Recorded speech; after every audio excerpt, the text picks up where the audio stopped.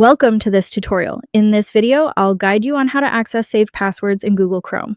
If you've stored passwords while logging into websites using Chrome but don't know how to retrieve them, this tutorial is for you. Let's go through the steps together. First, open Google Chrome.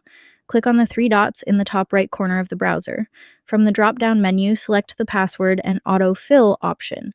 Hover your cursor over it and you'll see the Google Password Manager option. Click on it to proceed. In the Google Password Manager, you'll find all the passwords saved in your Chrome browser. For example, passwords from specific websites you visited will be listed here. To view the password for any website, click the arrow button next to it. Depending on your security settings, you may need to enter your device password or complete authentication to continue. Once verified, you'll see details such as the website name, your username, and the saved password. To reveal the password, click the eye icon. You can also copy the password using the copy button or create a note by clicking on the edit option.